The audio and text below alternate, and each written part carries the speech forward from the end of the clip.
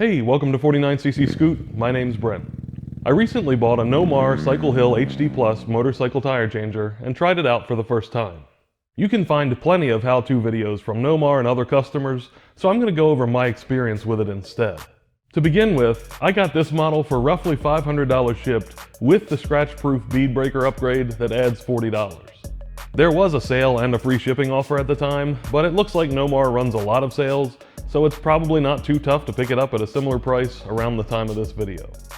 It came packaged nicely with recyclable materials and detailed assembly instructions. I didn't film the assembly process because I didn't intend to include anything about it in the video, but it was a pretty easy job with one exception. Each one of these 3 legs has a nut welded to it so it can be bolted to the base, and I think one or more of them may have been slightly out of place because I could not make them align enough to get all 3 bolts started. I tried loosening the brackets that join the legs together and I still couldn't get them lined up, so I drilled the holes in the base one size larger and then everything fit fine. Nomar recommends having a 5-foot diameter of free space around the tire changer, and I didn't want to tie up that much space at all times. So I put 4 drop-in anchors in the concrete floor, and that allows me to store the unit out of the way and then bolt it down where I have plenty of room to work when I need it. Alright, so on to the first tire. This is a 160/60 R15 for my Yamaha T-Max, and I'm both removing and installing Bridgestone Battle Axe SC2 tires. It was a cold and cloudy day, so no warming it up in the sun, but I stuck the tire in front of a torpedo heater for a bit to make it a little easier to work with, and then took it over to try out the bead breaker. These tires are very stiff and stubborn. They're actually the reason that I decided to get a tire changer after years of using tire irons, and easily the toughest tires that I've ever changed. Still, the Nomar had no trouble breaking the bead. You can get these tire changers with posi clamps like mine, and/or cam blocks that speed up the mounting process. But I went with the posi clamps because their site mentions that not all types of wheels will work with the cam blocks. The numbers on one arm show you which hole you need to put each mounting block in for the size of the wheel being serviced, and then a socket is used to tighten the clamps against the wheel. I made a mistake here and mounted the wheel with the brake disc facing up.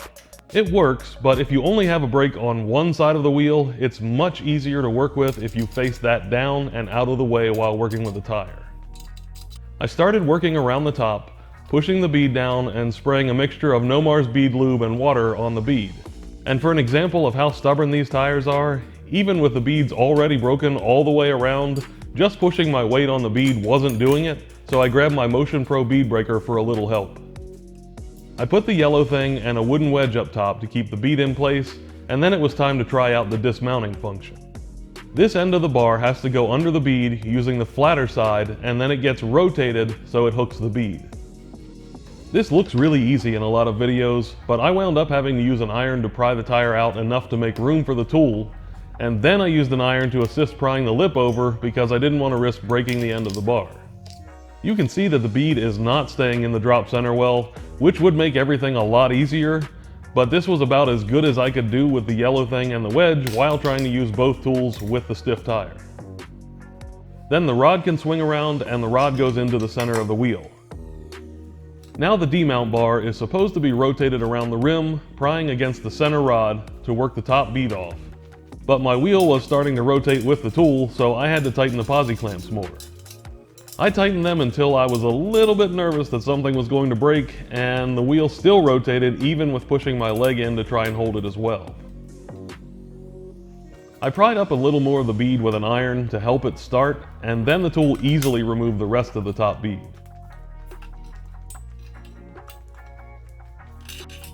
For the second bead, the tire gets lifted up and then the dismount tool is used just like before.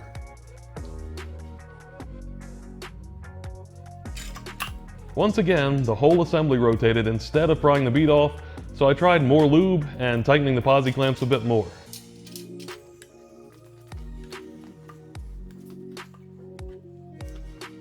I wound up using an iron to help start this process as well, and then the tire came off quickly.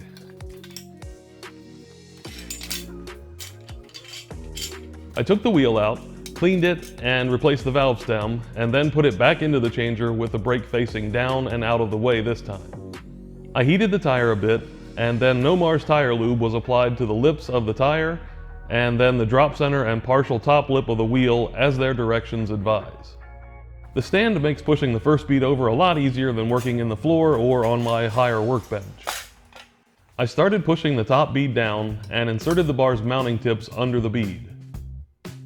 Then the rod needs to come over and into the wheel again, and you're supposed to be able to hold the mounting bar with one hand and use the other hand to push on the tire while you push the mounting bar around with your hip.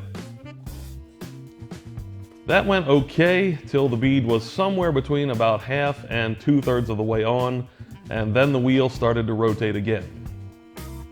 I tried more lube and making sure the clamps were tight, but ultimately I had to use tire irons to help finish the process. Anyone that's changed tires before knows the value of keeping the tire in the drop center as much as possible, so I added a wedge to the bottom to help keep that side in a little bit better too.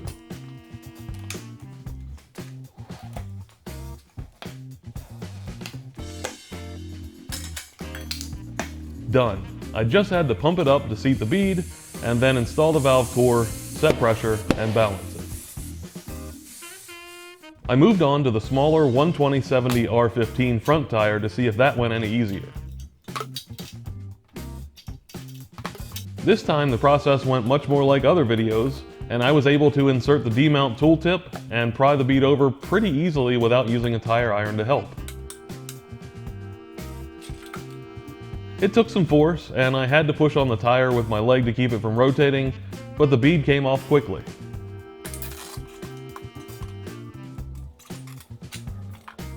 The underside went about the same.